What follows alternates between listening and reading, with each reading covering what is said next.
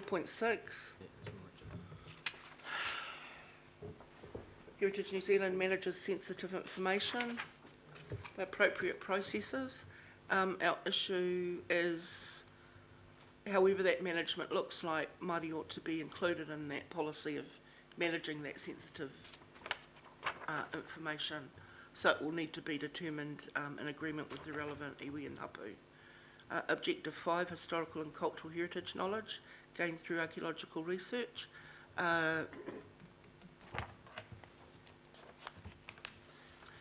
None of the policies under that objective recognise the ability of Heritage New Zealand to support archaeological research by providing training and upskilling.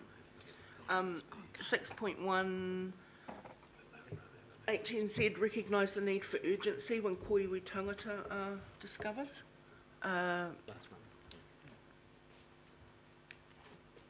We want some clarity around what that means. What does urgency mean?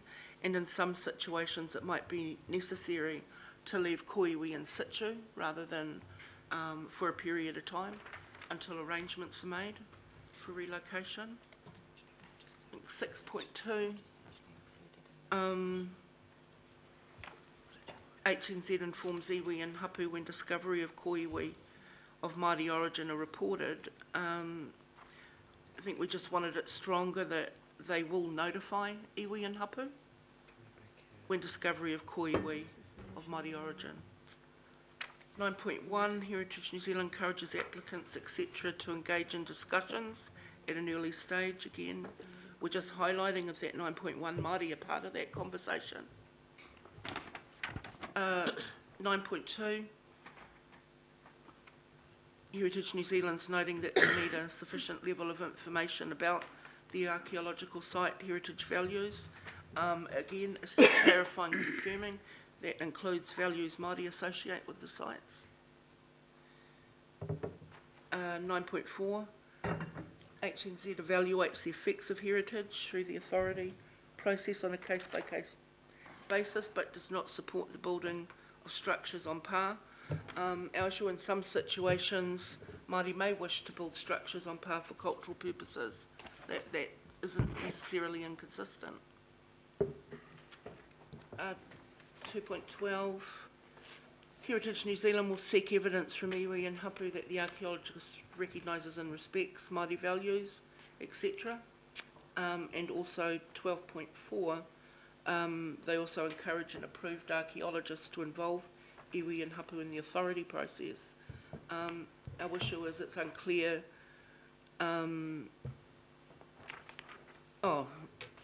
unclear of the relationship between those two policies.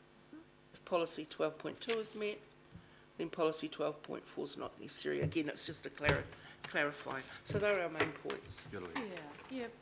And happy to table. You left it a bit late, guys. So, well, It's late. Oh, come on, George. Hey, no one told us. yeah, We just I got think told we didn't get it. so. Councillors, the explanation was it's unfortunate. I think this has been a short time frame. Can we just not have a discussion on the side? The point was made, Councillor Wood, I'm not too sure if you heard it, that there were best endeavours to talk to the IMSB, not through any fault of the IMSB. That was not able to be done. The IMSB have done the right thing, which is actually to bring their points to this meeting where the submission's being discussed. Dr. Blakely's had a good look as we've been going through it. Thank you for the very thorough presentation, Member Ngamane, and there's nothing in there that sits at odds with any of the issues that we would have at all. So the recommendation is quite sensibly that we include these submission points raised by the IMSB in our submission, which is the right thing for us to do. There's nothing here that seems that it would sit outside of anything that we would agree with. So I'm happy to move those. Seconded. I think Member Philippine. Did you want to move? Yeah. Why don't you move it? Anyone? Casey's Yeah, second. I just wanted to ask the question around, do we need a recommendation here, Chair, to end up putting it as part of the submission? That's all. So we've actually included it in our cool. submission, Thank you. which is better than just having it tagged on the side. Okay, Councillor Watson. Yeah, I mean, just as a matter of process, I mean, I fully sympathise with the position IMSB are in, but we're voting to endorse something we haven't even seen in black and white. I'm trying to listen to what Member Namani said, and there were a lot of points here, some of which I agree with, other ones which I have questions about. So to be voting on something without even having a copy on it, that doesn't quite strike me as giving things due consideration. I don't know about other members. I'm pretty uncomfortable with that. And I think in this case, part of it is the debate whether we take advice from our full members of the committee, who are our two IMSB representatives, who advise us that these are points that are critical to them, and include them in our submission. And remember, it is simply a submission. We are not the decision makers on this. It's a council position though, isn't it? Yeah, just hang on. No, I'm just listening. Did you, sorry, I what would say was it that? is, we're still putting forward the council position on this thing. Indeed. Yeah. Okay. Councillor Cooper. Oh, no, I was just actually going to say what you were saying, Madam Chair. I mean, in the end, it's a submission and whoever makes the decision will make the decision. But in the absence of anybody else coming up with anything from the Māori point of view, I think at this late stage we have to make an exception and put it in. I mean, what else can we do? Otherwise we haven't put a full submission in from the council family, of which I must be a part. Thank you. Thank you, Councillor Cooper. Councillor Wood. Well, I'll just take up Councillor Cooper's independent. I thought the Independent Maori Statute Board is actually an independent body. Okay, sorry, my So mistake. it's not part of the council My mistake. family, but, that's probably would be debated. But, this agenda's been out for a week, and it would have been nice to have had this circulated to us. But we've been dropped on it at the last minute. We get the information. There's a lot of information that is expected to be added to the submission. So I would just say, Madam Chair, we've got to treat everybody in the same manner. And I think if councillors start dropping stuff in at the last minute, we're told that you should have circulated this and brought it to the attention of the chair well before the meeting. So I just think we've got to treat everyone on an equal basis. So I just put that forward. Same day. Thank you, Councillor, and I think most of you who've been part Well, of this that is committee for a correct. long time Yep. would know that that's exactly why I make sure that the submissions are brought to us, and I'm usually pretty inclusive. Where possible, we include the views of councillors, debate them and change the submission. And this is exactly what the Quite often. Independent Māori Statutory Board have brought to us. I've got Councillor Cashmore and then Member Taipari. Thank you, Madam Chair. I already have a question. That's about the protection of individual property rights, which is about what this country's economy is built upon.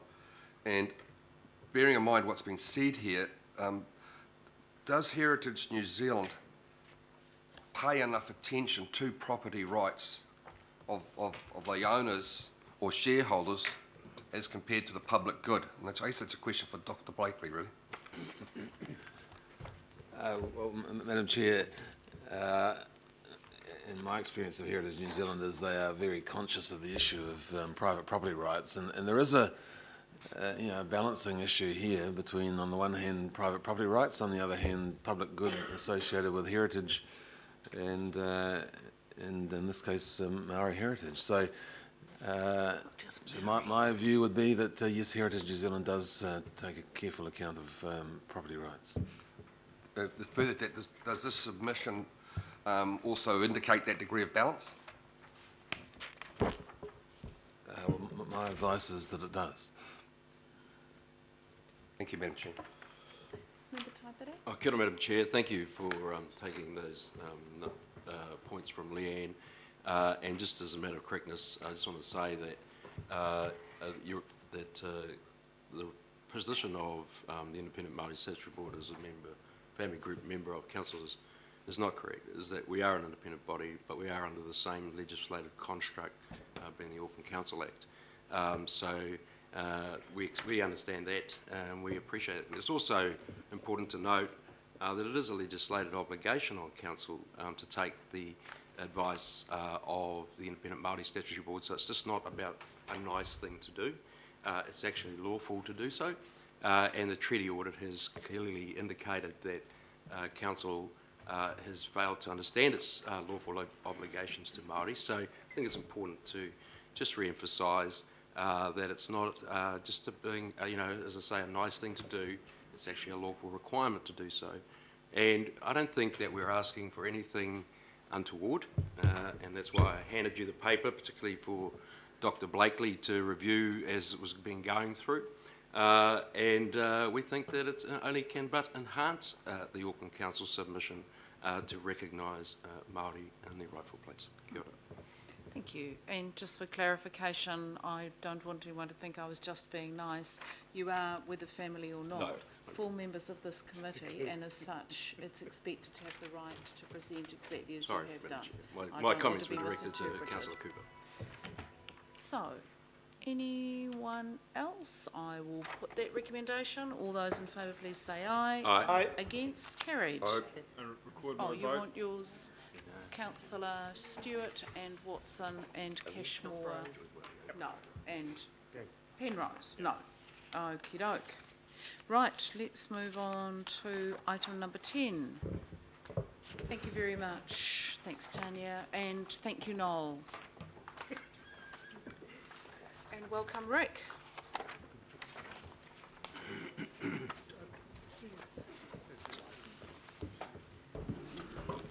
Right, CCIG update. Morning, Madam Chair. Morning, everybody. The report for the City Centre Integration Progress Update has been included in the agenda, and there's a fair amount of activity that's been underway over the last period since we last discussed this. Madam Chair, I don't intend to go through those in detail, but just pick out a couple of items to highlight, and obviously happy to answer any questions if you have any after that. So the first item that I'd refer to, Madam Chair, is the Aotea framework. We've talked a number of times about the development of frameworks around the city centre that reflect the implementation of the strategies that have been identified in the city centre master plan. And a number of those frameworks are underway. One that you've already been engaged in is the downtown framework, and that's, as you know, moved into the next phase. The next one that we'll be thinking about will be, or in fact talking about, will be the Aotea framework. And Madam Chair, there's a workshop that's being proposed for late April with councillors to start that process of... I think we just need... I think we've got a problem with the time frame. I'll just ask Catherine to clarify, because we've been trying to find a time for that. Guys, through the run through, we're still working on the date for that workshop, but it's certainly not late April, it's looking more like late May or early June. Okay, Madam Chair, we're in your hands with respect to that. I guess the point here is that we are in a place where we're happy to be talking with you around the things that are important in that Aotea precinct. The second item, Madam Chair, was with regard to the Central Wharves. And when we last spoke, we talked about some of the work that had been underway, identifying potential ways that we could progress dealing with some of the complex issues in the Central Wharves area. You directed us, Madam Chair, at that last meeting to undertake some further work. We are doing that. We're not in a place where we can report back at this stage. This is just to say, Madam Chair, that that work is underway, and we will come back to you before we engage further with that work beyond this committee. That work's in progress, Madam Chair. So look, I was suggesting, Madam Chair, that I'm happy to answer any questions from the report. Otherwise, that covers the main issues that we have on our table at the moment. Okay, thanks, Rick. So just to cover off the Central Wharves discussion, so you'll remember back in the light of everything else that's going on in that area, the suggestion is quite rightly that the Central Wharves strategy, which is going to link in and should quite rightly link in with some of the wider discussions around the port study, that we just do a bit of work to lift out what are the urgent pieces of work that might need to be done, i.e., you know, in relation to Quay Street or any of those pieces of work, but anything else that's likely to be impacted on by the wider stage long-term port study, that we don't rush along with decisions on the wharves in the interim. So that will quite rightly come back to us, as Rick said. So other questions in the report? Member Taipere. Kia ora, Madam Chair. Kia ora, Rick. In the past, when we've got to this item, we've asked for information relating to Māori engagement and the likes. And I'm aware of that there has been engagement. What I can't understand is why we don't provide some of that feedback in the report on the agenda item for the council to understand those dynamics. So how best can it be to be able to report back to this committee about those matters and that feedback that's been incorporated and what you're actually doing about it? Because I just don't see it in the report that's provided, other than the Māori impact statement saying that there are some minutes and the like. So is there a way to achieve that? Thank you. Madam Chair, yes indeed there is, and obviously this is a significant issue for the council, and at some point we would anticipate that you would request of us a workshop opportunity to talk about these, the work that's progressing, and clearly that would be part of that. We would bring the outcomes from the various hui that we've already had and will be having further to those forums. Madam Chair? So I understand the workshop component. What I more importantly want to know about is the decision-making process of the council committee structure and the reporting that comes to that. Because not everybody attends the workshops. Yeah, so I think, and I mean, this might be an iterative process. You know, we might need to work out what works best. When we have a look at the city centre integration group, if you break it apart, Member Taipere, is what you're asking for the Māori perspective on the city centre integration work as a whole, or project by project? Because what this does is kind of two things. Number one, it shows us everything that's happening in the city centre, of which there will be a Māori impact component at a macro level. Each project, however, one would expect would have its Māori component and impact study. So would they be reported in here? My presumption would be they'd be reported as the project in its entirety was reported. So we need to just work with you to We say agree, what Madam works for Chair, you. that it should be project by project. Okay, so maybe we can do that in a more planned way when it's not the kind of omnibus report that this is. Well, I think it was important to raise now because it is a process that we have been trying to achieve in terms of that information, and particularly for the decision makers here, so that they can start to understand how best and better to incorporate Māori design, urban design, which gives weight to the Auckland plan.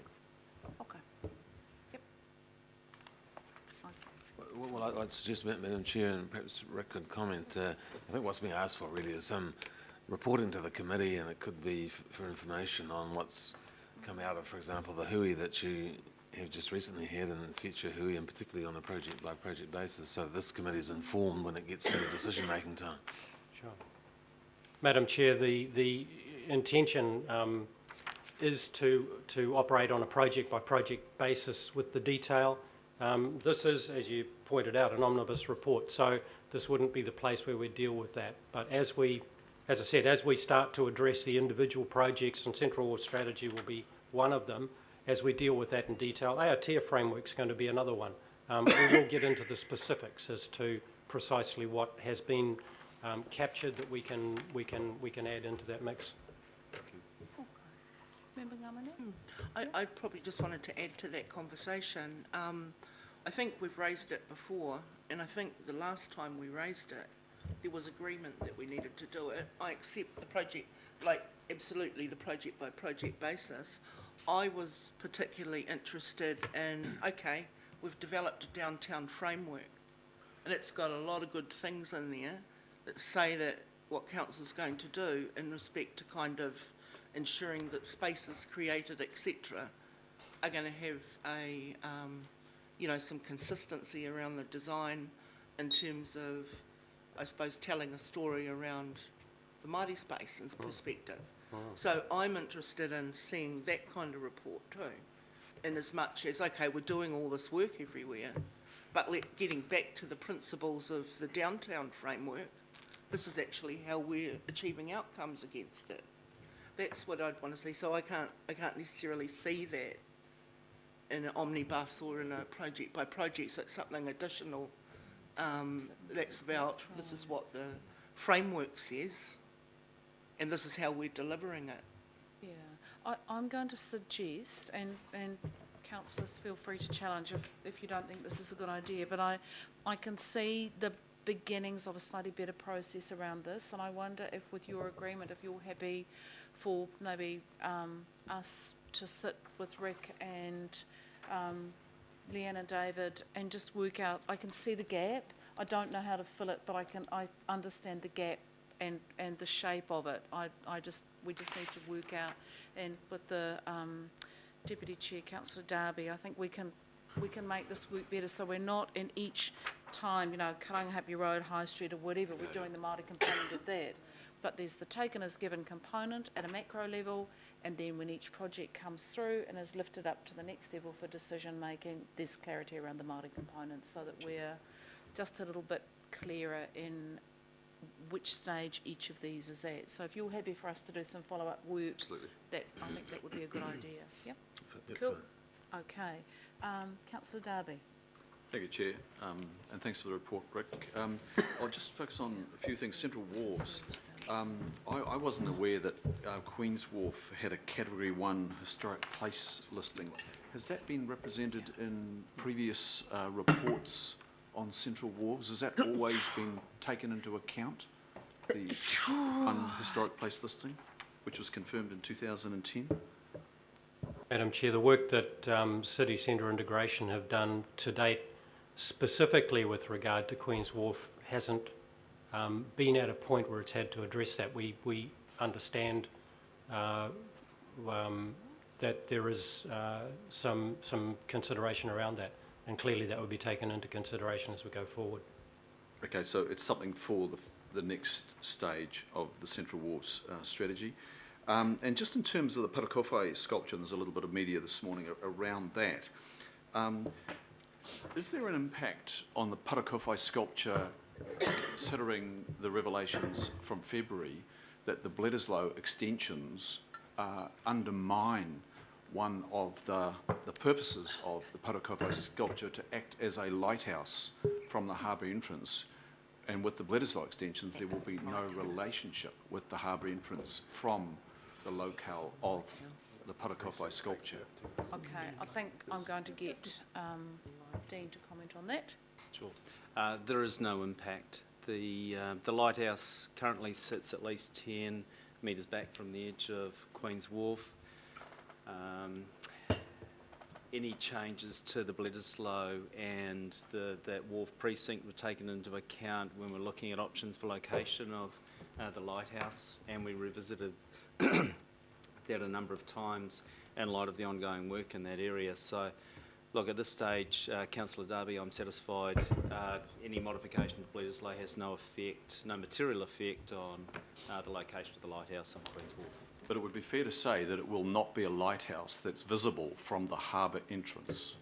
The lighthouse is the name of the artwork. Its function isn't that of a lighthouse, so we just need to be clear on that distinction.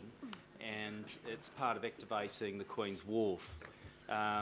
If you're coming in on a cruise liner, I would expect that you're elevated such that you'd be able to see a building there at the end of Queen's Wharf with lights coming out of it, because they will definitely be turned on at night.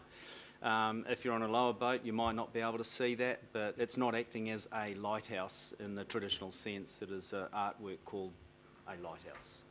Okay, I'll leave it at that. And just the other thing about the Parakowhai, it was reported that there's no plan to give the public a say.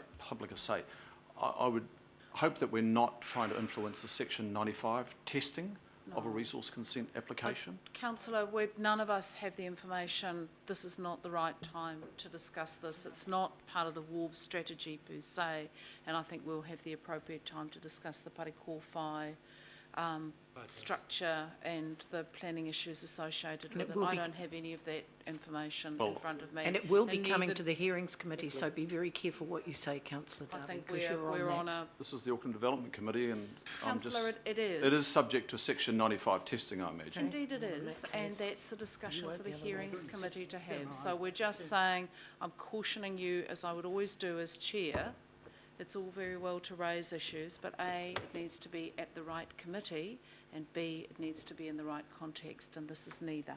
Okay, and lastly, we allocated some additional monies for the revisiting of the Britomart designation.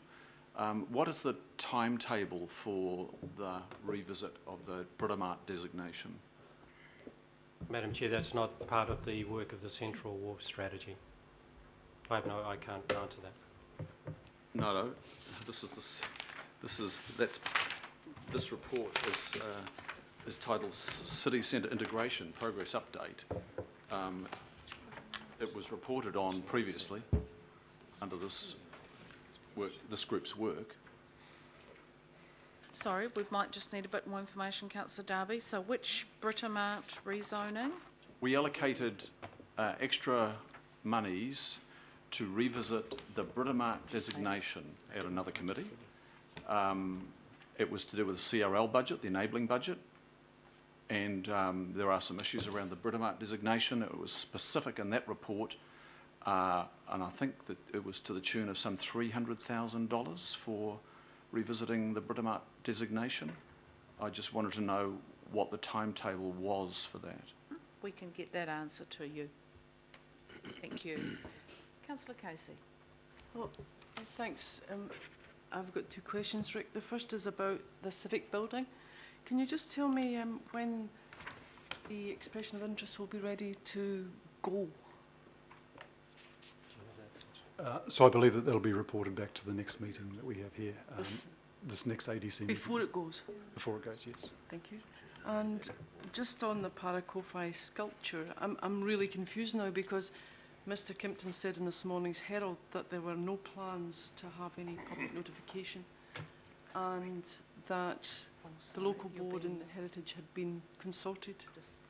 And I've just heard that it's going to the hearings committee for that decision to be made, so that is not... Hang on a sec. We'll just let up to speed. Sorry, we were asking him a different question. Councillor Casey is just quoting you. Running on what the Herald says. I've never had the In chance this to read morning's the Herald, Herald. Mr Kimpton, you Sorry, said... I completely missed that. They're asking Yeah, us will repeat questions. it. Councillor, This morning... just hang in on a this- sec. Just hold on a sec.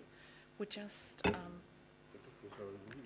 I'll just take some advice before we... They would just take a leave at the moment and tell them what's going on, but then decide what the story beforehand. I mean, let's be... You got the memo last night? No. There's a memo. Be absolutely careful. It was Bernard's story. I'm clarifying it, if I get the chance. Right, can you ask your question again? I'm just taking Thank you, some Mr legal Kimpton. In this advice. morning's Herald, you said there was to be no public consultation, and that consultation had already been had with the Waitemata Local Board and various others. And I recall the Waitemata Local Board are opposing the siting of the sculpture on Queen's Wharf. So there's a kind of a sense in what, if it's been accurately reported, I've just heard a discussion that says it's actually going to the hearings committee for that public notification. So which is correct? What you said in the paper this morning, or where you misreported, and is it going to the hearings committee for the public notification decision? There's been no decision made on whether this should be notified or not.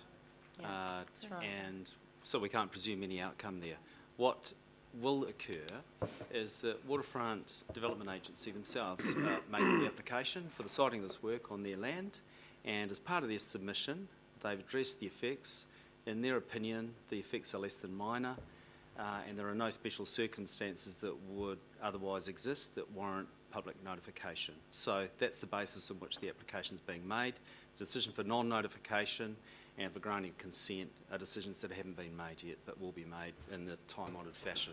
Committee. Can I just clarify that? Because I was listening carefully to that previous discussion. Is it the hearings committee that makes the decision on public notification or not? No. And if not, what is the process? So Well, I'm happy to refer that to the chair. It comes to the hearings Madam Chair, may I speak as the chair of I the would hearings like you committee? to speak as the chair. Thank you. The usual process is that it comes to, if it's warranted, and there are triggers and processes that indicate to staff whether it should come to hearings committee, it comes to the hearings committee to make a decision whether it goes to an independent commissioner who will then make the decision whether it's limited, public, whatever, notified or not, as is we do with every thing. And the only one we've done recently where we did it ourselves was actually challenged in court and we lost. Yes. Big time. So, Could I make a plea then So for... we're going to go back to the way we always do it. Can I make a plea then, knowing that the last time this was discussed, the position of the Waitemata Local Board was misrepresented, both in the board summary. Can I make a plea that the actual position of the Waitemata Local Board is presented as part of that? It's gone to the can commissioner. we make a plea It's gone to the that commissioner. we discuss this in a rational way once the actual consent has even been lodged? Yes. As We're far now as I running on the understand, it Herald. has not even been lodged yet. It's about to be lodged, then there's an entire process to be gone through. And Councillor Casey, I would gently advise you not to take your information from the Herald, which has consistently misreported the ports process, it's misreported the Parekowhai process and many other processes. We're very clear that we will follow sensible, due, measured process as we do and are required to under the law. We don't run our business via the media, we run it via the law. With respect, Madam Chair, I did ask Mr Kempton if he had been misreported. And that was very generous of you and appreciated. So, we will no doubt get updates, memos and Got one all the last night. information that we need on Madam Chair, we got one Parekowhai. last night from Corporate Communications, which outlines exactly the process. If you and I hadn't been at 3 other meetings out west, I'm sure we would have had a chance to read it. Right, any other discussion on CCIG? Councillor Cashmore. Thank you, Madam Chair. Gentlemen, when you read through your report, there's 2 or 3 things that come out. One, it's multifaceted, there's lots of interdependencies, and there's lots of things that are completely reliant upon the funding models through the LTP. So the priority selection for what's going to happen and its interdependent orders will be before us when we start looking at the LTPs next week. Madam Chair, as we go through that process, there will inevitably be a reprioritisation of projects based on the funding models, and yes, clearly that comes back to the appropriate committee for decision. Sorry, Councillor Cashmore, you got your answer? Okay, excellent. Councillor Wood. Yeah, I'll just ask Rick. Rick, at the moment, there's a video circulating with senior council officers saying that, you might have seen it, that he's got the support of the mayor and he's part Councillor of the... Wood, Yeah. I've seen that video and I've seen the social media attached with it. Well, I'm just That's going to being, that's being dealt in another venue or another process. Well, I Some of just the want to make social sure media that... I just want to make sure associated- that... Some of the social media associated with that is unfortunate and there may be some action taken. It has been exceedingly unfair to the officer involved and I don't He think that obviously needs said to the be... words. I don't think that needs to be raised now. Well, I just want to make don't- sure... Look, Madam Councillor, Chair... we're dealing with that in Okay, another, okay. in another, Okay. in Okay, another well, arena. I just want to know then, things do seem to be happening at a fast, rate where councillors aren't really aware of how they're kind of happening as they move along. And I can think of the public transport in the lower part of town. Where are we with that at the moment, Rick? Madam Chair, some of the decisions that will be made with respect to public transport will be dependent on the long-term planning process and on the prioritisation, but Councillor Wood would be aware of the possibility of other modes of transport being available for the city and in particular in the city centre, and by that I mean light rail. Any timing around that, or in fact any location of such a facility, is yet to be determined and would come back to this committee at the appropriate time, Madam Chair. Well, Rick, I go along Fanshawe Street in the evenings and still see large numbers of people outside Victoria Park waiting for their buses. No improvements in that location. There was talk of interim bus shelters, more bus shelters being put up. Nothing has happened. We've lost the 17 million that was in the budget to do some work along there, and it seems that it's gone. And you'll probably tell me that it's dependent on the long-term plan having extra funding in for public transport. So where are we with that? Getting some interim improvements there. Well, Madam Chair, that is the answer. It is dependent on the priorities of the long-term plan. Okay, so this Nelson Hobson Street work, are you putting money into that at the moment? Madam Chair, that'll be an item within the long-term plan. So nothing's happening there at the moment? I'm not quite sure what you mean by nothing Well, you've happening. got here that you've got a reference to it in this document. By having it in there, what does that mean? Well, Madam Chair, Is it an active project at the moment? Madam Chair, there's work underway at this time looking at cycleway priorities, which could be on Nelson Street, and also, Madam Chair, some modelling work, transport modelling work around how those corridors might operate, in particular in the context of the wider city movements with public transport, and in a more direct sense in relation to some of the developments happening around there. So that modelling work is underway. Okay, well, who makes the decisions as to where the funding is going to be spent at the moment? Well, councillor, we do. We And do, you know, that's our job. So we've got, and you'll see in your schedule, we've got some pretty grunty workshops coming up in the next week or so to look at our transport budget, our transport spend, and they will be done in conjunction with Auckland Transport, where we work out what the basic packages provide, and do we want to put any extra money in there. That's our job. Well, can I just ask, what's happening in relation to, it says here, stage 1 works between Wellesley and Victoria Streets is targeted in 2017. What's that mean? Madam Chair, that relates to the work that would be required to accommodate development in that area, in particular the convention centre work, Madam Chair. But again, that's a matter of priorities to be determined through the long-term plan process. Okay, so everything's on hold at the moment until we get that finalised there. Okay. Yeah. Well, that's pretty much what we ask the staff to do while we Well, decide the budget. Okay, I want to speak to it when the matter comes up then. I'm sure we all will, councillor. Any other speakers? No? Madam Chair, just process, should we actually put in something, because in the report several times it says we're going to have a workshop towards the end of April, so maybe we just need to put a B to say, we don't want someone picking it up later and saying, why didn't we have a workshop? We do. Actually, there's a couple of corrections that are needed. It's the correction around the workshop, and I think this is the one where it talks about the port study being conducted under the auspices of the Mayor's Office, which is not correct. That's a council report, so we can make those two corrections. Thank you, Councillor Webster.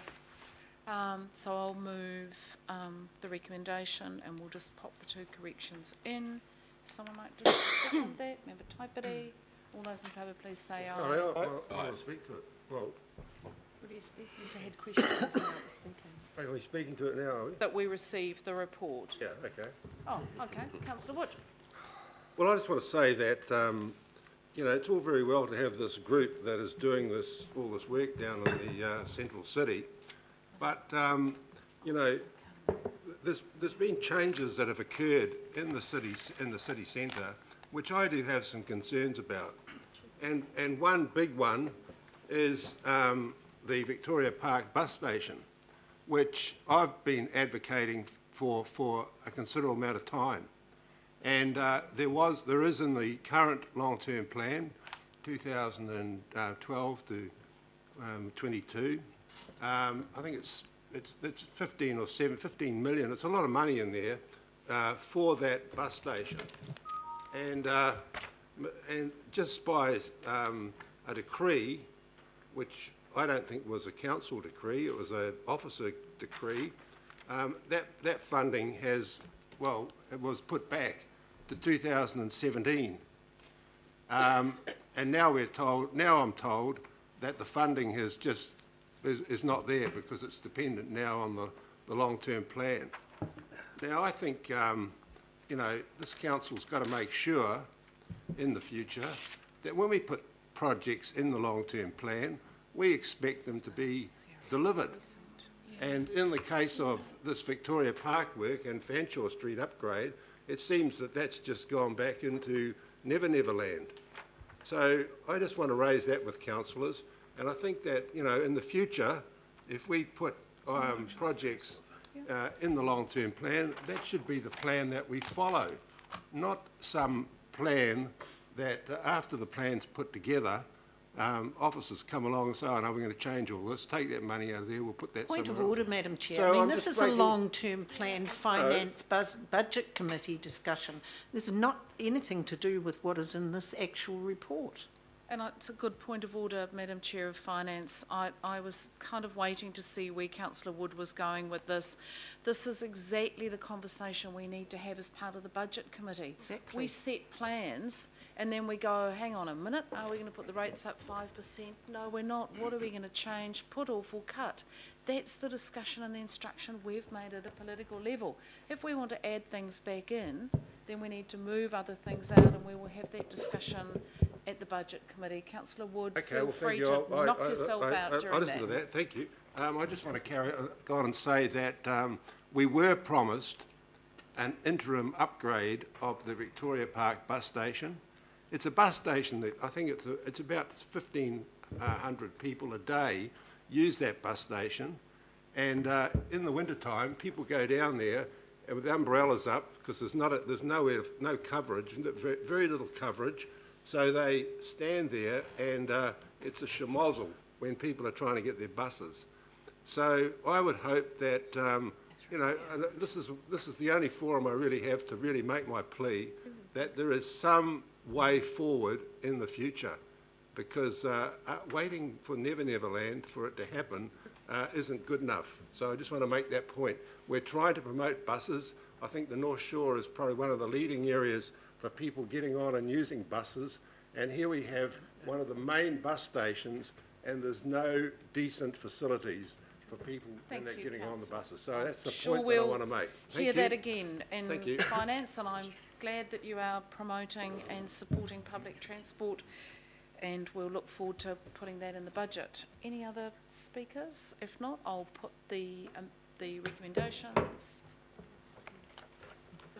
I moved. Sorry, we did. I second. Yeah. Member Taipere seconded. All those in favour, please say aye. Against? Carried. Thank you. Thanks, Madam Chair. So we'll have the follow-up everybody. prior to the next meeting on the process for Māori input. Item number 11, so this is, and people will see this is a new addition. Councillor Darby and I are working really hard to make sure that at the committee we actually discuss the critical issues and not a whole lot of, welcome Councillor Quacks, the side issues that are for interest and for noting, because this is often a very full agenda. So what you'll see here are reports pending to give people an idea of what's coming up, so you're understanding that issues haven't gone away, they're still being worked on, and hopefully we'll work more clearly towards a forward work program in the future. We're also going to provide, as part of the report, just the links to the memos that have gone out. During the month you'll see we're sending memos on issues to update people rather than having a whole report. And in the interests, again, in public transparency, the link to those memos will actually appear in the agenda so that members of the public can access those memos. We won't be printing out as we did the Three Kings one, which I'm trying to also reduce the amount of printing that's involved in these. Councillor Cooper. Thank you. So we can comment on this now, Madam Chair? Well, the difficulty with this, councillor, is this is for information, but we can't, and I won't have us asking questions No, I'm not going to on ask a these question. things. I'm just, because I know which one you're going to. No, don't get grumpy. No, I'm just saying. trying to Hang on. understand the Is it- rationale. Hang on. Well, it's not Oh, come. I know. No one's allowed to speak about anything. Councillor, I know I'm just using the opportunity to talk too much. Using the opportunity just to say that this is not, we can't ask questions about the individuals, but we can ask questions of process, which you will be doing in your wonderful way. Councillor Thank you, Cooper. Madam Chair. I wonder about the process of moving a certain item along the process without involving the councillors of that ward. Yep. Who will ultimately be blamed by the local board of that ward. But that local board have been allowed to have huge discussions about this particular item, when actually the local board won't get to make the decisions about changing the process in the first place. So it just seems like it's another example of, we always hear about everything last. And I was very concerned about a newsletter that went out that said they were reviewing the actual process on the actual application, not the process. So there's a lot of misleading stuff going on, and I would make a plea that if we're going to talk to local boards about issues, which actually, this sounds roundabout, but this talks about the process, but we actually talk to that local board about that particular application. So it just gets really confusing. It's misleading, and please, please, please, at least copy in the local board councillors to these issues. Even if we can't come along, we know what the hell's going on, because we're always on the back foot, and we're always the end of the chain to be blamed. So yeah, that's my plea, Madam Chair. And I won't say which one it was about. But I'm thinking people If are anyone's clear. watching that thinking, what on earth are these women on about? The two Third of us one down. are in Third one down. absolute agreement. Kaori Trent to Tarangi. Can the local, Yeah. can the local councillors please be 13.1. involved in that discussion? Gotcha. Okay. And that's in lots of these processes, please, please, please.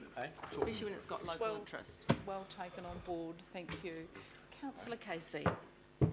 I've got an issue relative to the Three Kings land swap that I can raise now or raise in the next item.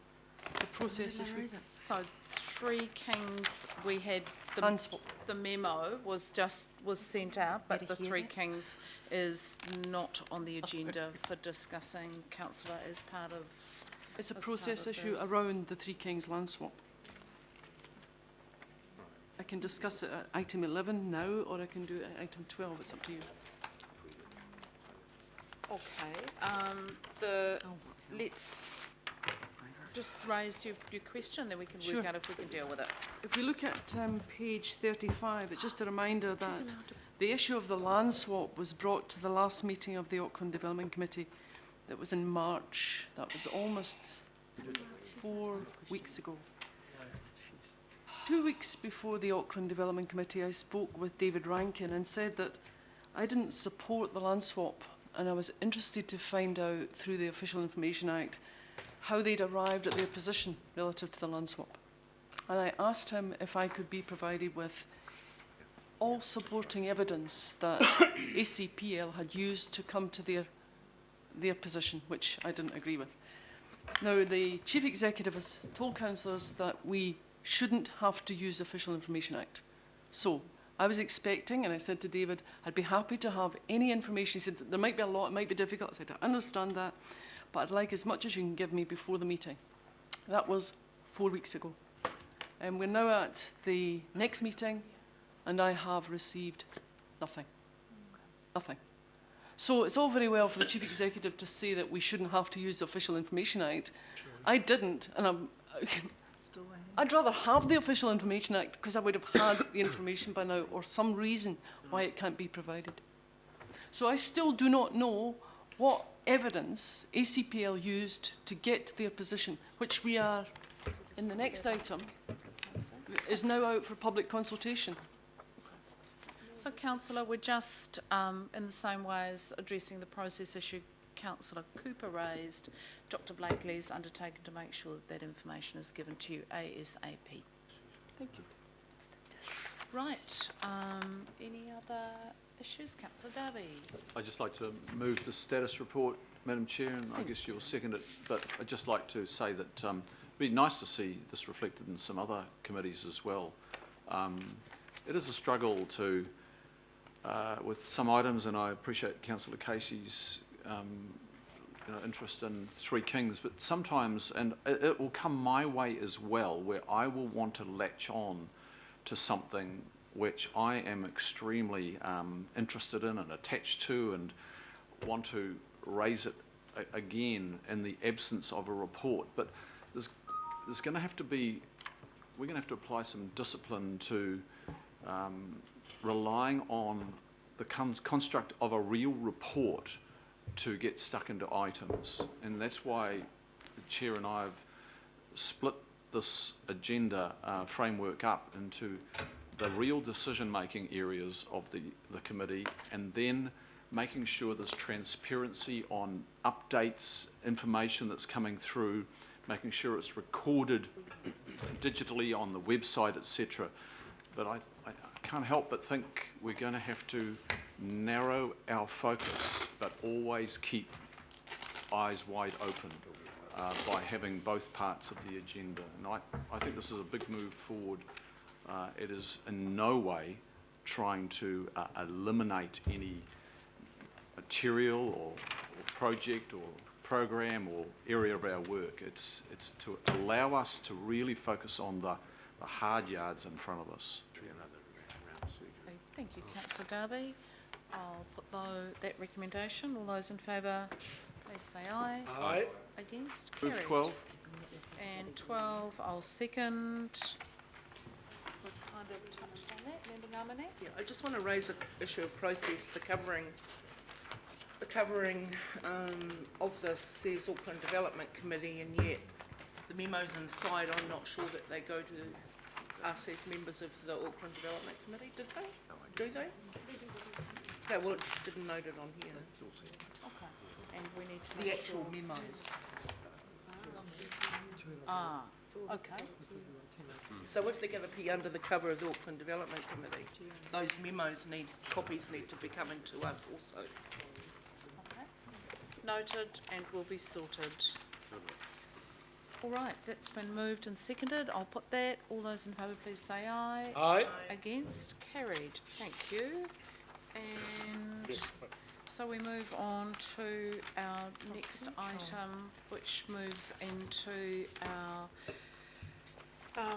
discussion on special housing areas. And as we know, these involve private property discussions, and we need to move into confidence. So I'm sure that we move into confidence. You'll see the resolution up there with the people who are named to stay. Seconded, Councillor Filipaina. All those in favour, please say aye. Aye. It's carried. We'll take a 5-minute adjournment, councillors, for coffee while we sort ourselves out. Thank you.